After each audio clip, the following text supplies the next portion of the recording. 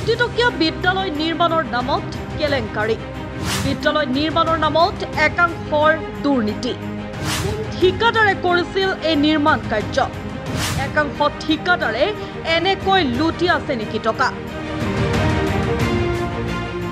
মৰিয়নিত কোটিটকীয়া বিদ্যালয় গৃহ নিৰ্মাণৰ নামত অনিয়ম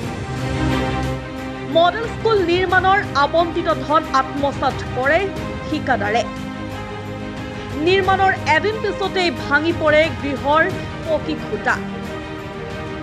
মৰিয়নিৰ ঐতিহ্যমণ্ডিত মহাদেৱ আগৰৱালা মহাবিদ্যালয়খন ৰাজ্যৰ শিক্ষা বিভাগে মডেল স্কুল হিচাপে উন্নীতকৰণ কৰি বিদ্যালয় নিৰ্মাণৰ বাবে আবণ্টন দিছে ৩ কোটি টকা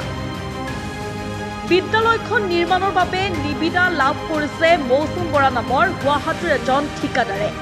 কিন্তু এই ঠিকাদাৰজনে নিজ খেয়াল খুচি মতে বিদ্যালয় নিৰ্মাণৰ নামত প্ৰাৰম্ভিক কাম কাজসমূহতে ব্যাপক দুৰ্নীতি সংঘটিত কৰা অভিযোগ উত্থাপন হৈছে বিদ্যালয় গৃহৰ খুঁটাসমূহ নিৰ্মাণৰ এদিন পিছতেই ভাঙি পৰাত মৰিয়নিত সৰ্বত্ৰে প্ৰতিক্ৰিয়াৰ সৃষ্টি হৈছে মন কৰিবলগীয়া যে বিদ্যালয়খন নিৰ্মাণত ব্যাপক ধৰণে বিসংগতি দেখাত মৰিয়নি আঞ্চলিক ছাত্ৰ সন্থাৰ অভিযোগৰ ভিত্তিত তদাৰক কৰা যোৰহাট লোক নিৰ্মাণ বিভাগৰ গৃহ শাখাৰ অভিযন্তাই বিদ্যালয়খন নিৰ্মাণত বিসংগতি ধৰা পেলাই কাম বন্ধ কৰি দিয়ে কিন্তু ঠিকাদাৰ মৌচুম বৰাই বিভাগীয় বিষয়া অভিযন্তাৰ নিৰ্দেশকো কোনো হস্তক্ষেপ নকৰি নিম্নমানৰ সামগ্ৰী ব্যৱহাৰ কৰি ঠিকাদাৰ পক্ষই নিৰ্মাণ কাৰ্য চলাই আছে এনেদৰে এতিয়া বিদ্যালয় মহাবিদ্যালয় নিৰ্মাণ কাৰ্যৰ নামত কোটি কোটি টকা লুটি আছে একাংশ ঠিকাদাৰে হয় যোৱাকালি আমি এই নিৰ্মাণ কাৰ্য মৰিয়নি মহাদেৱ আগৰৱালা উচ্চতৰ মাধ্যমিক বিদ্যালয়ৰ যি মডেল স্কুল নিৰ্মাণ কাৰ্য চলি আছে আৰু এই নিৰ্মাণ কাৰ্যলৈ আমি যোৱাকালি আমি আহিছিলোঁ আৰু যোৱাকালি ইয়াত সম্পূৰ্ণ নিৰ্মাণ কাৰ্যৰ লগত জড়িত থকা যিমান বিষয়ববীয়া ইঞ্জিনিয়াৰৰ পৰা আদি কৰি ঠিকাদাৰৰ যিসকল লোক আহিছিলে সকলোৱে কাম চাই গ'ল আমাৰ আপত্তি যিবিলাক আছিলে তেওঁলোকে শুনিলে আৰু তেওঁলোকেও স্বীকাৰ কৰিলে যে হয় ইয়াৰ ইটা বালি লগতে শিলগুটি সকলোবিলাক নিম্ন মানদণ্ডৰ হয় আৰু ইয়াক আমি সলনি কৰিম সলনি কৰাৰ পিছত ইয়াত অতি সুন্দৰকৈ এতিয়াৰ পৰা আপোনালোকে একো কমপ্লেইন নাপাব একো আপত্তি নাপাব সুন্দৰভাৱে কাম হৈ যাব বুলি তেওঁলোকে ক'লে আৰু আজি কিন্তু পুনৰাই 24 ঘণ্টা হোৱা নাই আৰু আহি পেলাই আমি দেখিছোঁ ইয়াত কিন্তু সেই একে বালি একে শিলগুটি একে ইটাৰে তেওঁলোকে কাম কৰি আছে কিন্তু এইটো তেওঁলোকে এনেধৰণৰ সাহস ক'ৰ পৰা পাইছে মৰিয়নিৰ মাজমজিয়াত হৈ থকা এনেকুৱা ইমান ডাঙৰ এটা চৰকাৰৰ প্ৰজেক্ট ৩ কোটি টকাৰ প্ৰজেক্ট বিদ্যালয় অনুষ্ঠান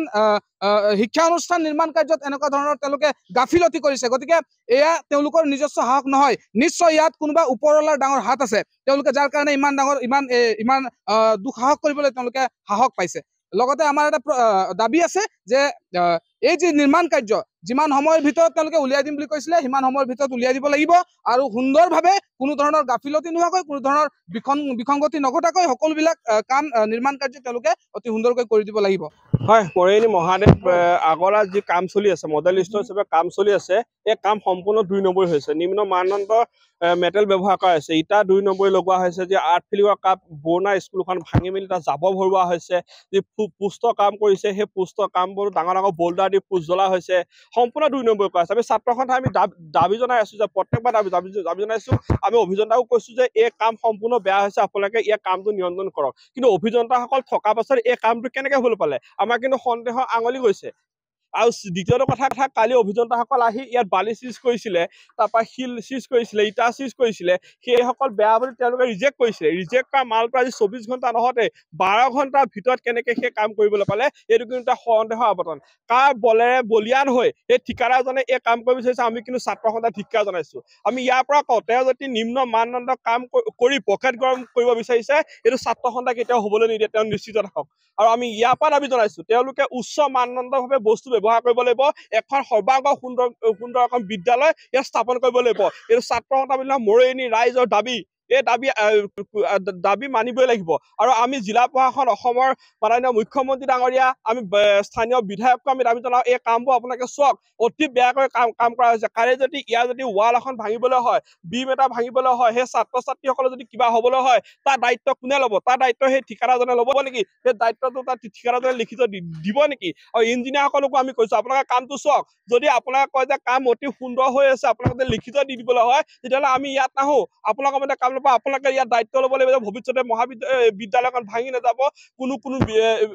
যদি বেয়া নহয় বুলি আপোনালোকে দায়িত্ব ল'ব পাৰে তেতিয়া আমি ইয়াৰ পৰা গুচি যাম কিন্তু আপোনালোকে কালি ইঞ্জিনিয়াৰসকলে আহি নিজে ক'বলৈ বাধ্য হৈছে যে কাম অত্যন্ত বেয়া হৈছে তাৰ পাছত আজি 12 ঘণ্টা নহওঁতে সেই বালি সেই শিল সেই ইটা দি কেনেকৈ কাম কৰিবলৈ পালে এইটো কিন্তু এটা সন্দেহ news desk report Darpan live